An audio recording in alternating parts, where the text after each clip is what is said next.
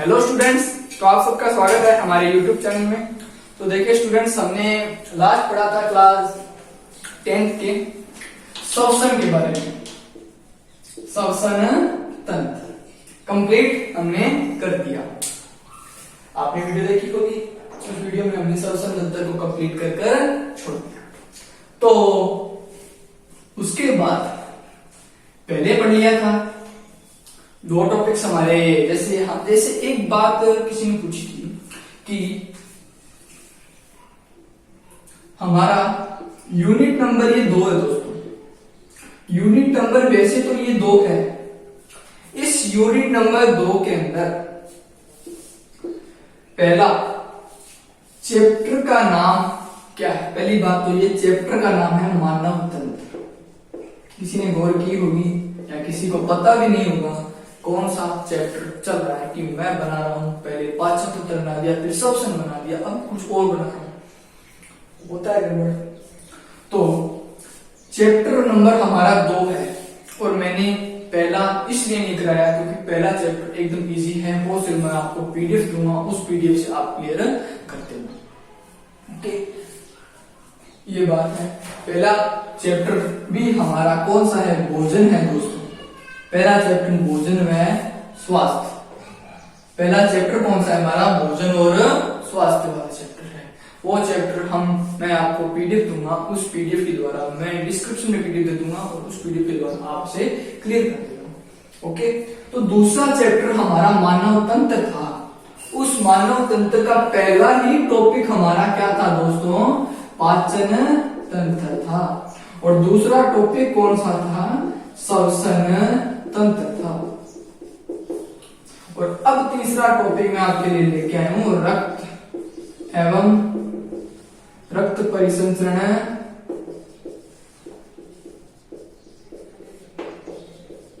तंत्र। ओके, अब क्लियर?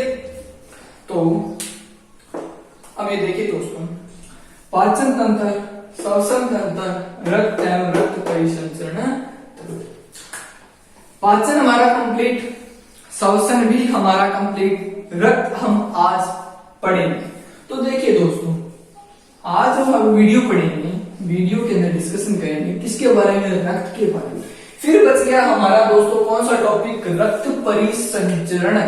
कौन सा बच गया? रक्त परिसंचरण बच गया। पहला पढ़ा रक्त पढ़ा, रक्त के बाद में रक्त परिसंचरण पढ़ेंगे। रक्त परिसंचरण वाला टॉपिक में आपको इस लेक्चर में नहीं कराऊंगा। क्यों? क्योंकि रक्त परिसंचरण का मतलब रक्त माने क्या होता है दोस्तों? ब्लड यानी खून होता है। और खून का परिसंचरण मतलब संचरण करना, स्थानांतरित करना, कभी यहां से फिर यहां, फिर सीरम, फिर धमनी, फिर इधर उधर धमनी करके शुद्ध करके वापस शरीर में पहुंचाना। ऐसा कुछ काम किया जाएगा। वो भी हम ये टॉपिक जो है वो मैं आपको नेक्स्ट लेक्चर लेके आऊंगा। हृदय, कौन सा? हृदय, हार्ट, धक धक धक धक धक धक, उस वाले टॉपिक के अंदर रक्त परिसंचरण वाला टॉपिक पहले करवाकर हृदय एकदम आपके साथ एकदम क्लियर हो जाएगा। तब तक के लिए घबराने की जरूरत नहीं है। आज की वीडियो में डिस्कस करेंगे रक्त के बारे में।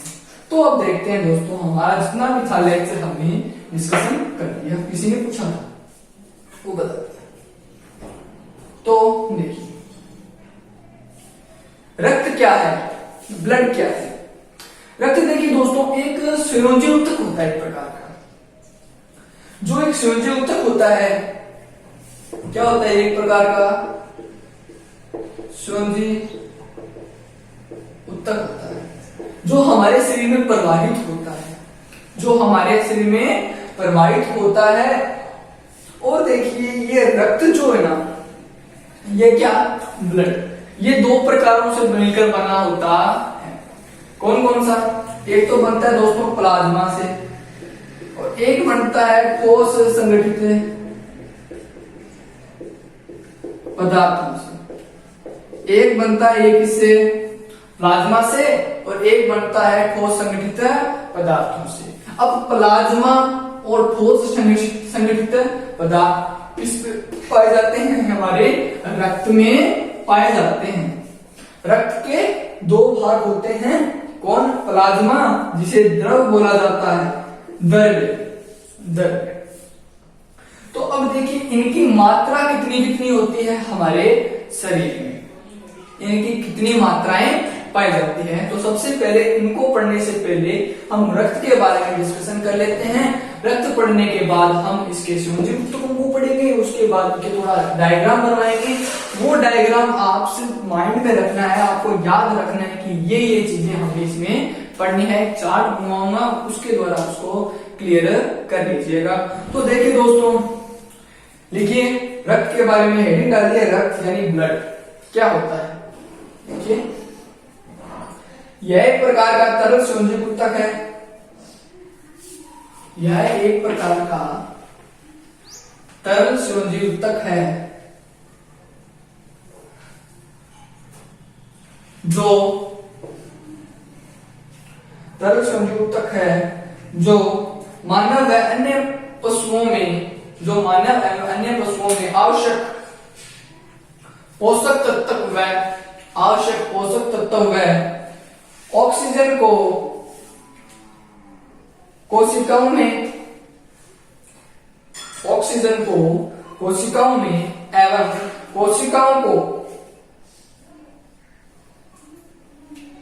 ऑक्सीजन को कोशिकाओं में तथा कोशिकाओं से अपशिष्ट उत्पादों, ऑक्सीजन को अपशिष्ट पदार्थों के उत्पादों में तथा कार्बन डाइऑक्साइड का परिवहन करता है।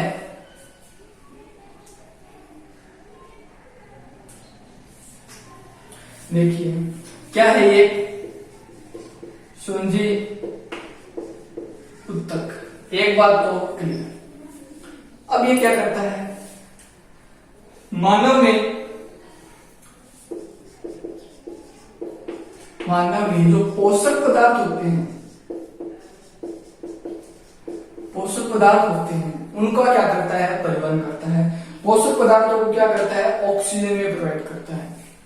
किसमें प्रोवाइड करता है, ऑक्सीजन में। और ऑक्सीजन को किसमें कर देता है, अपशिष्ट उत्पादों में क्या कर देता है, स्थानांतरित कर देता है। पहली बात, दूसरी, तीसरी, चौथी बात क्या है, अपशिष्ट पदार्थ जो होते हैं, अपशिष्ट पदार्थों को क्या कर देता है, वो ऑक्सीजन का क्या करता है, परिवहन करता है। कार्बन डाइसल्फाइड का क्या करता है, परिवहन करता है।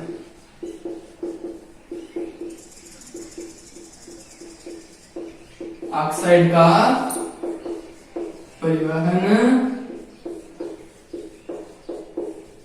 करता है। इसलिए आगे लिखिए, यह हल्का, ये क्या होता है, हल्का क्षारीय होता है। यह हल्का क्षारीय होता, हल्का क्षारीय तरल होता है, जिसका पीएच मान कितना होता है दोस्तों, -7.2 होता है, -7.2 होता है। आगे लिखिए, रक्त का निर्माण अस्थि मज्जा में, रक्त का निर्माण लाल अस्थि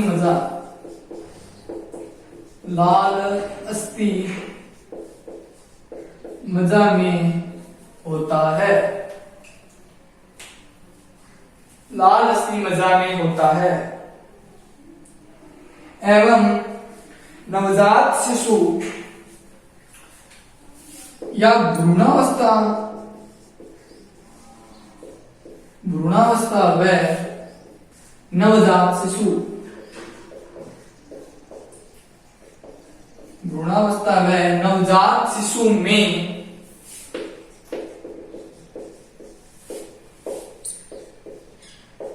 निर्माण कहाँ होता है, प्लीहा में होता ये लाइन अंडरलाइन करके लिख लीजिएगा दोस्तों। पूछा जाता है रक्त का निर्माण कहाँ होता है, लाल अस्थि मज्जा में होता है, रेड बोन मेरो में होता है, ठीक है। और भ्रूणावस्था में क्या होता है, प्लीहा में होता है। आगे लिखिए, सामान्य व्यक्ति में लगभग, या एक लाइन लिखिए, एक स्वस्थ व्यक्ति में, किसमें, एक स्वस्थ व्यक्ति मतलब हट्टा कट्टा, फिटनेस उसकी एकदम फिट हो, बिल्कुल भी कमजोर ना हो, स्वस्थ व्यक्ति, कोई बीमारी ना हो। एक स्वस्थ व्यक्ति के या एक सामान्य व्यक्ति के शरीर में कितना पाया जाता है, 5 लीटर रक्त पाया जाता है।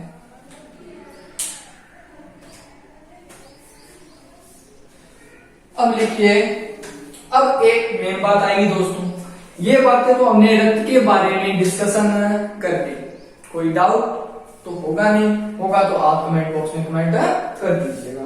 तो अब देखिए, रक्त के बारे में इतनी चीजें पढ़ी, संयोजक, मानव पोषक तत्व, पदार्थ ऑक्सीजन, ऑक्सीजन को अपशिष्ट पदार्थ, अपशिष्ट को क्या कार्बन डाइऑक्साइड में परिवर्तन करता है। उसके बाद में पढ़ा ये हल्का क्षारीय प्रकृति का होता है, इसका pH -7.2 होता है। फिर हमने पढ़ा इसमें रक्त का निर्माण लाल अस्थि मज्जा में होता है, रेड बोन मेरो में होता है, और भ्रूणावस्था में नवजात शिशु का निर्माण प्लीहा में होता है।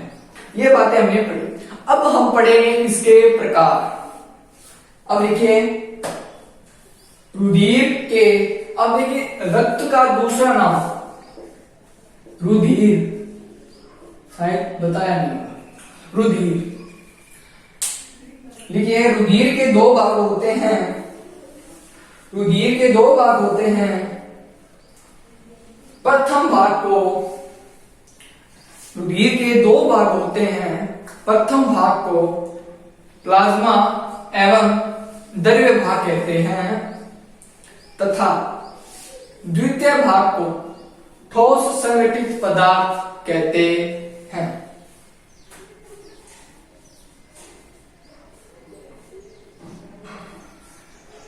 ठोस संगठित पदार्थ, नेक्स्ट टाइम में, ठोस संगठित पदार्थ कोशिकाओं से बना होता है, छोटे छोटे सेल से बना होता है। सेल मतलब कोशिकाओं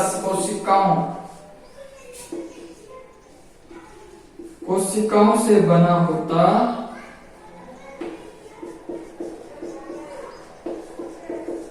क्लियर, कोशिकाओं से बना होता।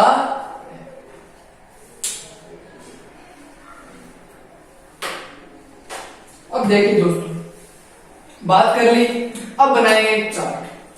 तो चार्ट बनाते हैं तो एक नया पेन आप निकाल लीजिएगा, थोड़ी सी जगह होगी वहां पर हमें नहीं निकला, नोट्स आप साथ साथ बनवाए रहा हूं मैं, कोई डिस्कशन कोई और प्रॉब्लम तो पीडीएफ उपलब्ध हो जाएगी।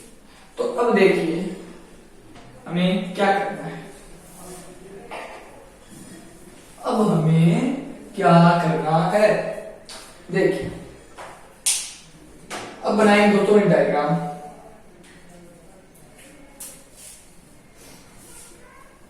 सबसे पहले ब्लड, ब्लड कितने प्रकार का, 2 प्रकार का, अभी जस्ट बता के आया हूं। कौन कौन सा, एक तो प्लाज्मा जिसे क्या बोला जाता है, द्रव्य पदार्थ। दूसरा कौन सा, ठोस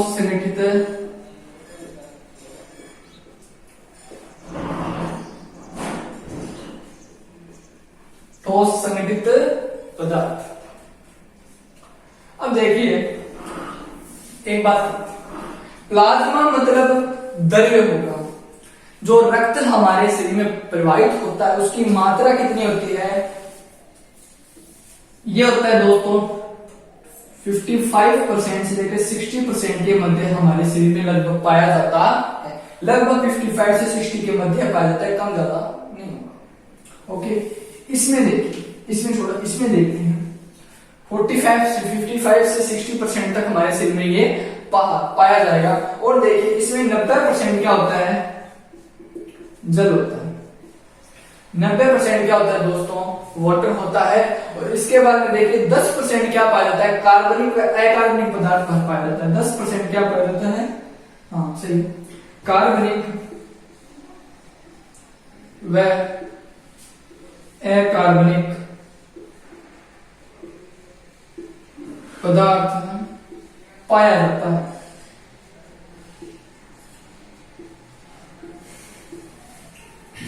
पाया जाता है मतलब एक नंबर 55 से 60% के मध्य 90% जल, 10% क्या होता है कार्बनिक व अकार्बनिक पदार्थ होता है। अब ठोस संगठित की बात करते हैं। ठोस संगठित पदार्थ 3 प्रकार के होते हैं हमारे शरीर में। इनके बारे में हम पढ़ेंगे। पहले प्लाज्मा के बारे में डिस्कशन करेंगे, फिर इन तीनों के बारे में डिस्कशन करेंगे। तो देखिए, एक नंबर बात आता है लाल रक्त कणिका। लाल रक्त कणिका। 2 नंबर श्वेत रक्त कणिका। फिर आता है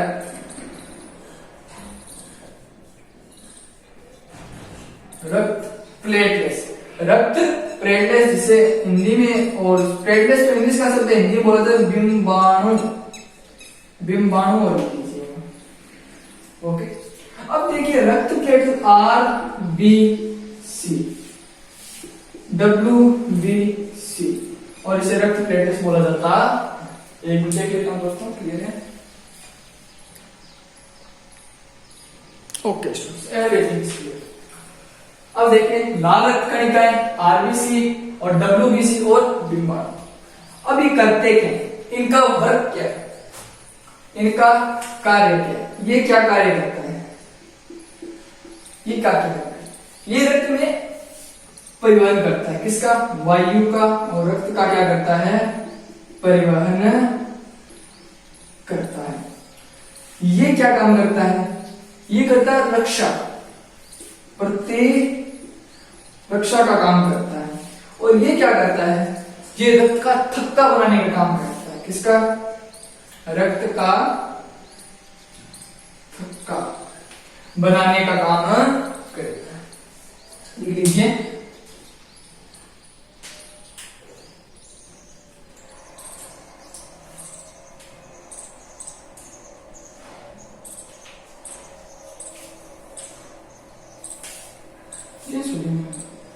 कंफ्यूज हो गया था दोस्तों। गैसों का परिवहन करता है। ये प्रतिरक्षा और रक्त का थक्का बनाने का काम करता है। और ये डायग्राम आप नोट कर लीजिए साथ साथ में। ये चित्र, ये चार्ट आपको बड़ी आसानी देगा जब हम इसको पढ़ेंगे। नोट कर लीजिए, उसके स्क्रीनशॉट निकाल लीजिएगा। अब आगे बढ़ते हैं।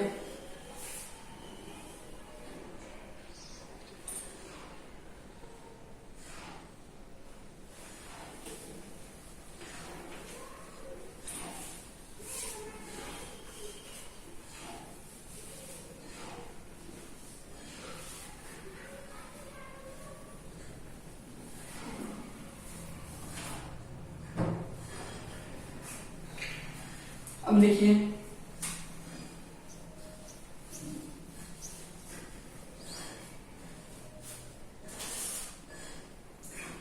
प्लाज्मा, नहीं में लिखिएगा प्लाज्मा या द्रव्य पदार्थ। यह रक्त का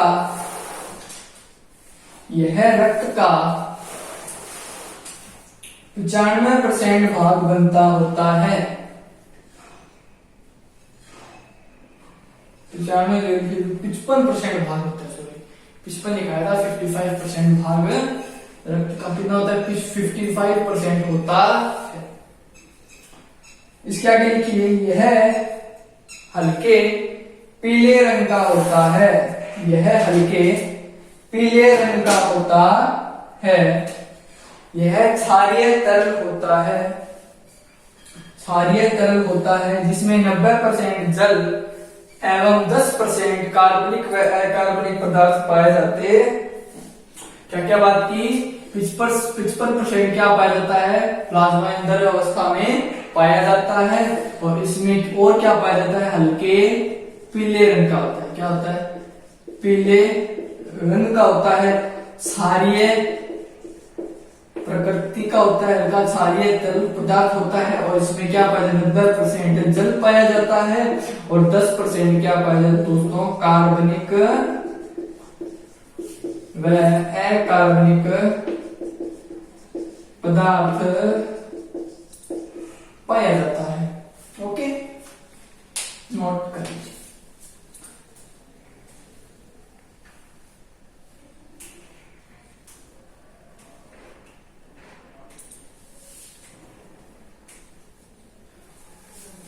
नेक्स्ट टाइम लिखिएगा कि अब देखिए ये चीजें पाई गई।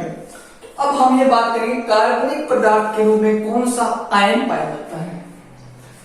कार्बनिक के पदार्थ में कौन सा आयन पाया जाएगा, आयन पाया जाएगा दोस्तों प्लाज्मा घटक पाया जाता है। इसमें कौन सा पाया जाता है कार्बनिक में, हाँ कार्बनिक पदार्थों के रूप में मुख्य घटक कार्बनिक पदार्थों के रूप में जो मुख्य घटक होता है वो घटक कौन सा होता है इसमें, प्लाज्मा। कौन होता है प्लाज्मा, जो 8% पाया जाता है, 8% पाया जाता है। कार्बनिक अकार्बनिक में कौन सा पाया जाता है, कौन सा अकार्बनिक पदार्थों में कौन सा पाया जाएगा, आयन लवण पाया जाता है, लवण वह आयन पाया जाता है।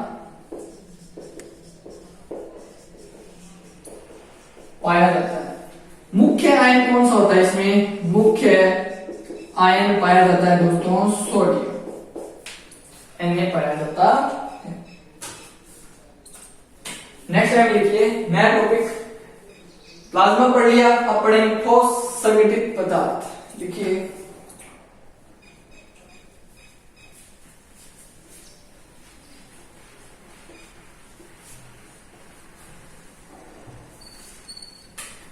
ठोस संगठित पदार्थ, जिसे रक्त कणिकाएं भी कहते हैं। ये फिलहाल ये जो बातें हैं वो क्लास 10 की बुक में नहीं दी गई है, थोड़ी हटके बताई गई दोस्तों, ये बात आपको रख कीजिएगा। नेक्स्ट देखिए रक्त कणिकाएं। ठोस संगठित पदार्थ हमने 3 पढ़े हैं चार्ट के हिसाब से, आरबीसी, डब्ल्यूबीसी, रक्त प्लेटलेट्स क्या क्या काम करते हैं वो भी लिखेंगे, इनका जीवन काल भी लिखते हैं, इनमें क्या पाया जाता है, क्या विशेष होता वो बात करेंगे। ठोस संगठित पदार्थ को रक्त कणिकाएं कहते हैं। इसमें लिखिए रक्त कणिकाएं 3 प्रकार की होती है।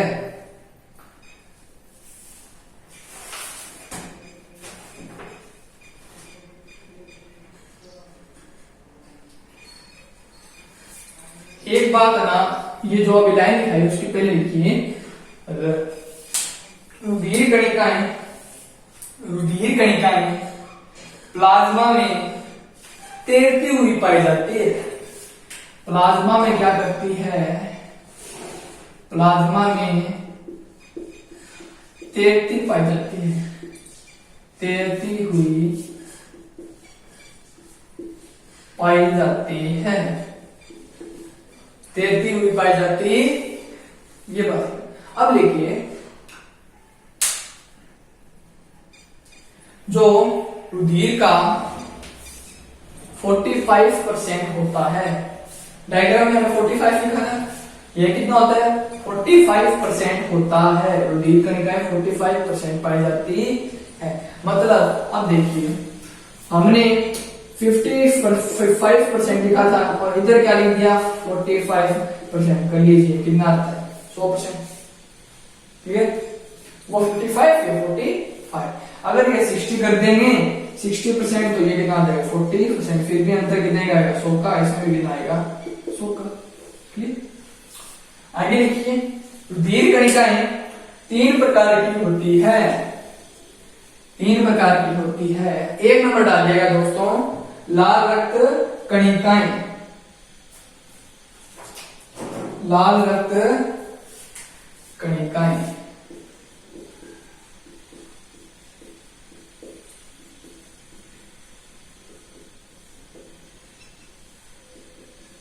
लाल रक्त कणिकाएं।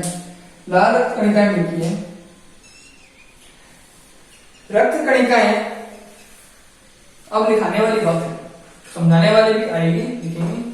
देखिए रक्त कणिकाएं में लगभग 90% आरबीसी पाए जाते हैं। 90% आरबीसी पाए जाते हैं रक्त कणिकाओं में। 90% क्या पाए जाते हैं, ये पाए जाते हैं। आरबीसी का जीवन काल 120 दिन का होता है। 90% क्या पाए जाएंगे दोस्तों, रक्त कणिकाएं। जीवन काल कितना होता है, जीवन काल कितने दिन का होता है इनका, 120 दिन का होता है। याद रखना है, अगर क्वेश्चन आ जाए, पूछ लिया जाए तो 120 दिन याद रखना है। 7 से 8 दिन उसका होता है, बात भी करेंगे। आरबीसी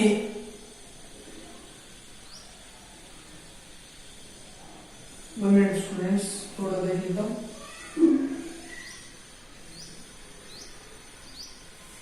इन कोशिकाओं में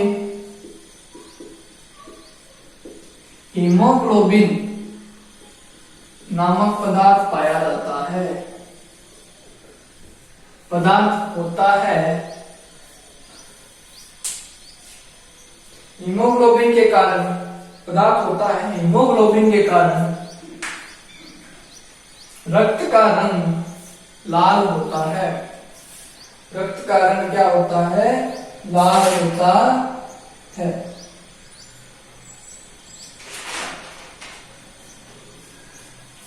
रक्त के कारण हीमोग्लोबिन रक्त का रंग क्या होता है स्टूडेंट्स, लाल रंग होता है। ये कोशिकाएं केंद्रक वाहिनी होती है। ये कोशिकाएं केंद्रक वाहिनी होती, ये कोशिकाएं केंद्रक वाहिनी होती है एवं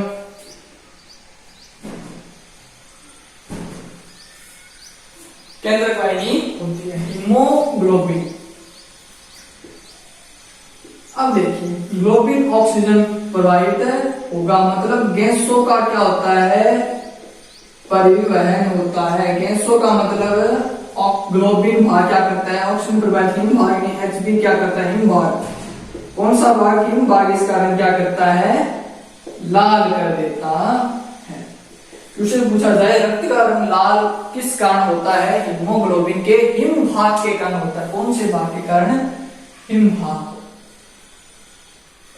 हिम भाग के कारण इसका रंग लाल होता है।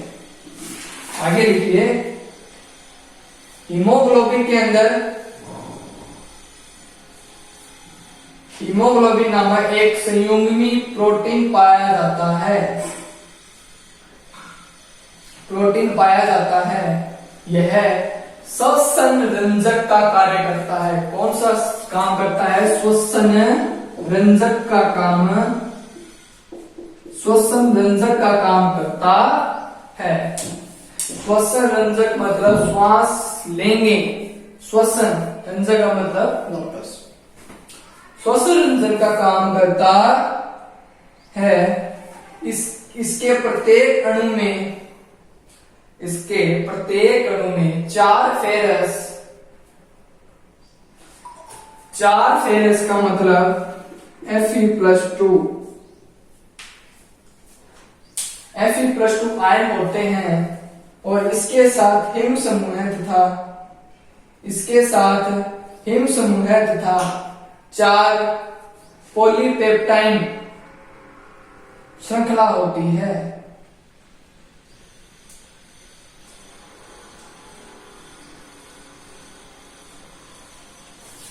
मतलब डायग्राम बनाइएगा, जैसे ये है, ये हमारा आरबीसी। अब यहां क्या होता है, इसके अंदर देखेंगे, इसके अंदर आपको डायग्राम दिखा होगा ये वाला। इसके चारों ओर क्या होते हैं, Fe+ होते हैं। Fe और Fe पाए जाते हैं। ये डायग्राम नोट कीजिएगा।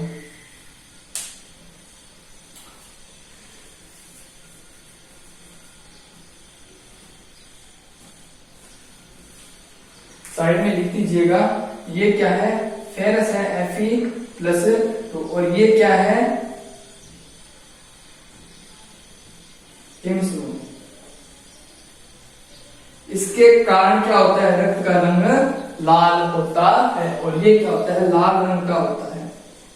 ये पूरे को क्या कर देता है, लाल रंग बना देता है। ये डायग्राम साइड में नोट कर लीजिए छोटा सा।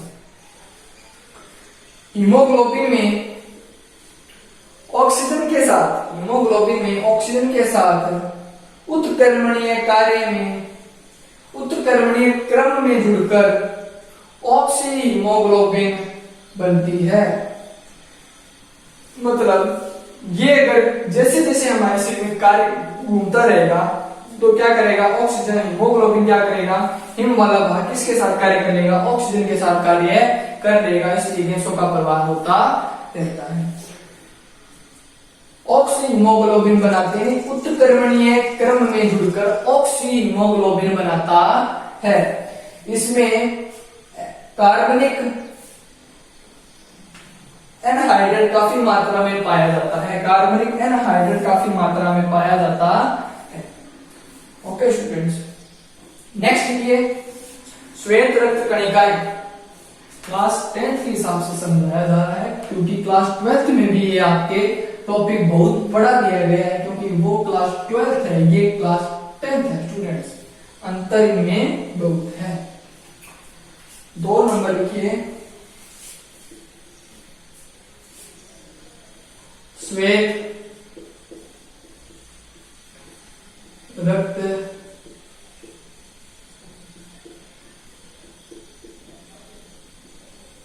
श्वेत रक्त कणिकाएं, ये लिखिए,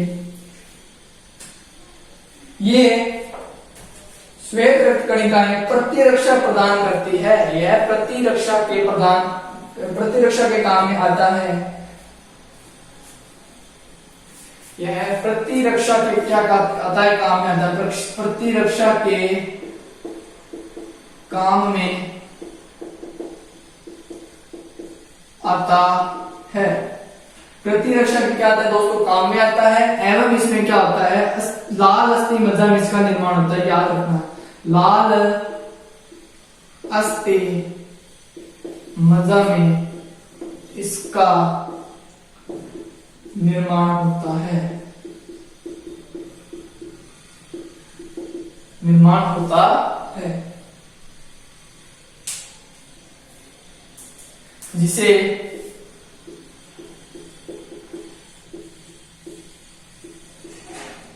ल्यूकोसाइड भी कहते, जिसे ल्यूकोसाइड भी कहते हैं। इन कोशिकाओं में हीमोग्लोबिन उपस्थित नहीं होता। इन कोशिकाओं में कौन उपस्थित नहीं होता दोस्तों, हीमोग्लोबिन। हीमोग्लोबिन हमने किसमें प्रोवाइड किया था, लाल रक्त कणिकाओं में हमने कहा हीमोग्लोबिन होता है, इसलिए इसका रंग लाल होता है। बल्कि श्वेत रक्त कणिकाओं में हीमोग्लोबिन नहीं पाया जाएगा, इसलिए ये क्या होता है, रंगहीन होते हैं, इनमें रंग नहीं होता। और श्वेत क्यों बोला जाएगा, श्वेत माना जाता है। तो इनमें क्या नहीं होता, हीमोग्लोबिन नहीं पाया, ग्लोबिन नहीं पाया जाता। आगे लिखिए, इसलिए ये रंगहीन होते हैं।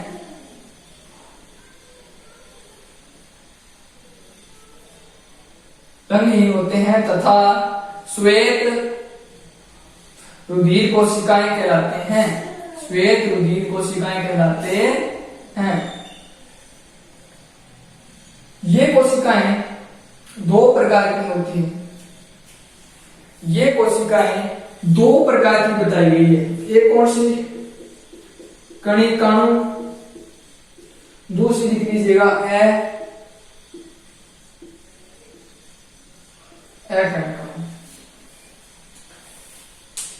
कणिकाणु व अकणिकाणु। कणिकाणु को एक उदाहरण लिखिए दोस्तों, न्यूट्रोफिल।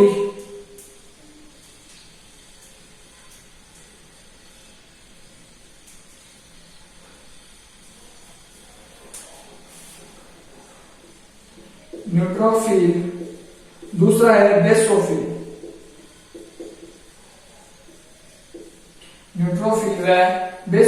इसके दो उदाहरण हैं।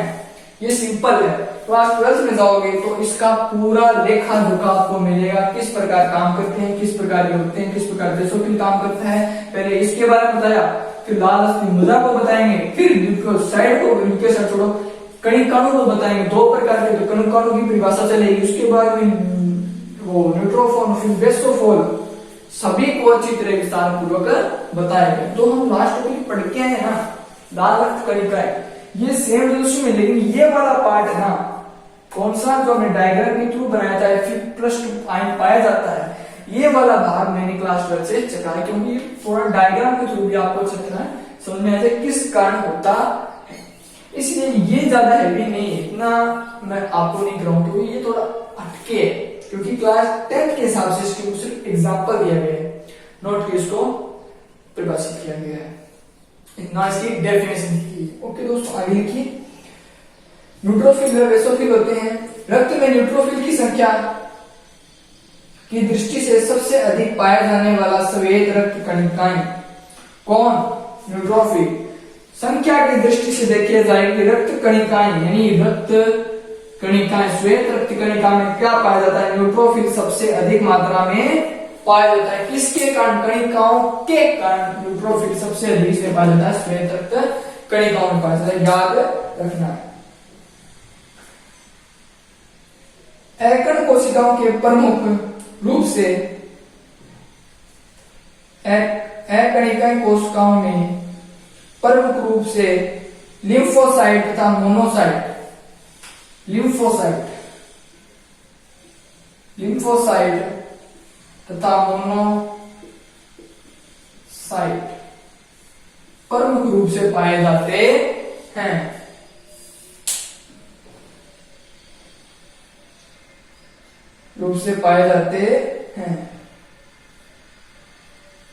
लिम्फोसाइट तीन प्रकार के होते हैं, एक नंबर डालिएगा, point number 1 B lymphocyte, T lymphocyte और लास्ट लिखिए प्राकृतिक मारक कोशिकाएं, बी सी और प्राकृतिक मारक कोशिकाएं, सी लिम्फोसाइट और बी लिम्फोसाइट। लिख रही है। लिम्फोसाइट प्रतिरक्षा प्रदान करने वाले प्राथमिक कोशिकाएं होती है। नेक्स्ट टाइम लिखना है, लिम्फोसाइट प्रतिरक्षा प्रदान करने वाली प्राथमिक कोशिका होती है। मोनोसाइट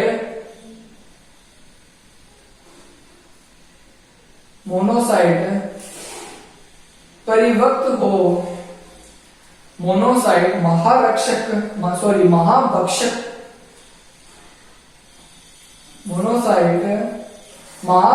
कोशिकाओं में रूपांतरित होती है। नेक्स्ट टाइम लिखिए, मोनोसाइट महाभक्षक एवं न्यूट्रोफिल मानव शरीर की प्रमुख भक्षक कोशिकाएं हैं जो बाह्य प्रतिजनों का भक्षण करती है। मतलब बाहर से आने वाली जो कोशिकाएं होती हैं उनको क्या करती है? ये मार देती है। कौन? मोनोसाइट। किसके बारे में? भक्षक के रूप में मार देती है। किनको? मोनोसाइट महाभक्षक और न्यूट्रोफिल मानव शरीर में आने वाले कणों को क्या करती है? भक्षण कर देती है, मार देती है। ओके, एक क्लियर। नेक्स्ट आ जाएगा 3 नंबर, डिंबाणु।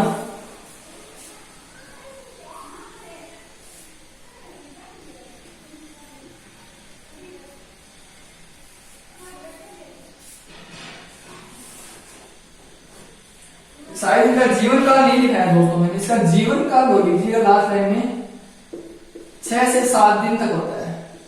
ये जीवन काल लिख लीजिएगा 6 से 7 दिन। कुछ किताबों में 4 से 6 भी दिया गया है, 4 से 6 दिन दिया गया है। तो आप ये लिख लीजिए बुक के हिसाब से, आपकी बुक के हिसाब 4 से 6 दिन दिया गया है। नेक्स्ट लिखिए बिंबाणु। बिंबाणु क्या करते हैं?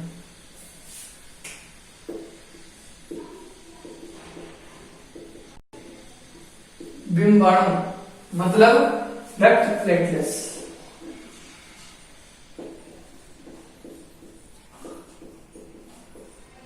प्लेटलेट्स, रक्त प्लेटलेट्स। इसमें लिखिए इनको, रक्त प्लेटलेट्स का काम क्या होता है पहले आपको पता होगा।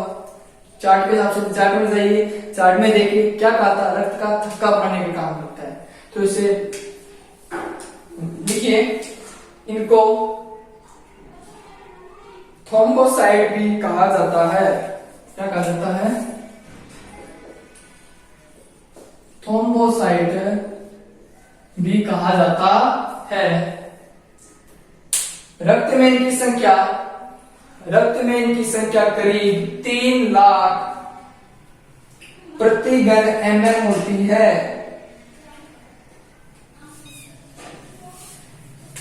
1 लाख से लिखिए, 1 लाख से 3 लाख के मध्य होती है, के मध्य होती प्रति घन mm होती है। बिंबाणु का जीवन काल लिखिए, इसका जीवन काल, जीवन काल कितना? 10 दिन या 10 दिवस, 10 दिन का होता है। ये कोशिकाएं मुख्य रूप से, ये कोशिकाएं मुख्य रूप से रक्त का थक्का जमाने में मदद करती है। इसका मुख्य काम रक्त का थक्का करना, थक्का जमाना होता है। मतलब कार्य क्या होता है? रक्त का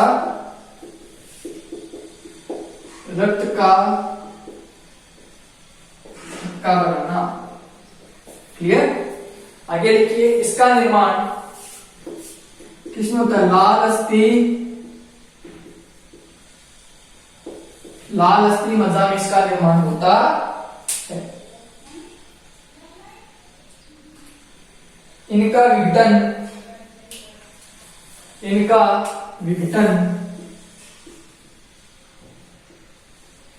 किसमें होता है? रक्त व प्लीहा में इनका क्या होता है दोस्तों? विघटन होता है।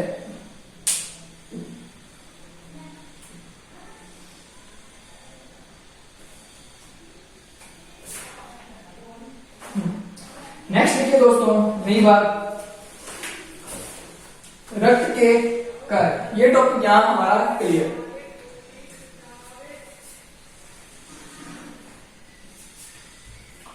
अब देखिए हमने जो जो चीज पढ़ी वो थी इनके क्या क्या काम आते हैं। रक्त पढ़ लिया, रक्त के बाद 2 प्रकार पढ़ लिए कि कौन सा? प्लाज्मा द्रव और दूसरा ठोस संगठित। ठोस संगठित को हमने 3 भागों में पढ़ लिया, आरबीसी, डब्ल्यूबीसी और प्लेटलेट्स। तीनों के वर्ग पढ़ लिए। आरबीसी क्या काम करता है? गैसों का परिवहन करता है। 2 नंबर डब्ल्यूबीसी क्या करता है? भक्षण का काम करता है, रक्षा का काम करता है। कौन करता है? ये भी आपको भी बताया। कौन क्या बताया? मोनोसाइट, न्यूट्रोफिल और महाभक्षक का काम करता है। कौन? भक्षण। कौन? डब्ल्यूबीसी। रक्त प्लेटलेट्स का काम क्या करता है? रक्त प्लेटलेट्स क्या करता है? इनका रक्त प्लेटलेट्स अभी बताया, रक्त का थक्का जमाने का काम करता है। इसका जीवन काल 10 दिवस का होता है। डब्ल्यूबीसी का जीवन काल 4 से 6 दिनों के मध्य बताया गया बुक के हिसाब से। उसके बाद आरबीसी, आरबीसी का जीवन काल 120 दिनों का होता है। ओके स्टूडेंट्स, ये बात हमने यहां। अब देखिए लास्ट बात, रक्त के कार्य। देखिए ऋण डालिएगा, रक्त के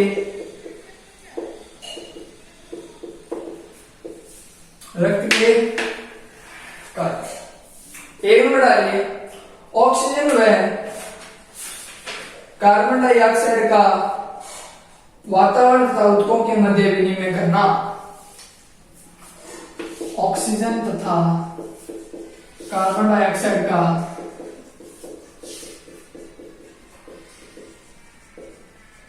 विनिमय करना। पोषक तत्वों का शरीर के स्थानों तक परिवहन, पोषक तत्वों का शरीर के विभिन्न स्थानों तक परिवहन। 1 नंबर लिख लिया। 2 नंबर, अरे वो जैसे हमने भी लिखा था क्या, कार्बन डाई और ऑक्सीजन वातावरण के स्थान पर साथ साथ में उत्तक को लिख देना। उत्तकों का भी क्या करता है, वातावरण में परिवहन करता है, उत्तकों का भी परिवहन करता है। 1 नंबर लिख लिया। 2 नंबर लिखिए पोषक तत्वों का शरीर के विभिन्न स्थानों तक परिवहन। 3 नंबर शरीर का पीएच नियंत्रित करता है। 3 नंबर पीएच का नियंत्रण, पीएच का नियंत्रण। 4 नंबर लिखिए शरीर का ताप नियंत्रण। 4 नंबर लिखिए शरीर का ताप नियंत्रण।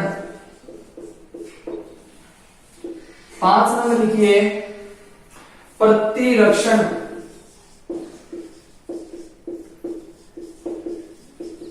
प्रतिरक्षा प्रदान करना।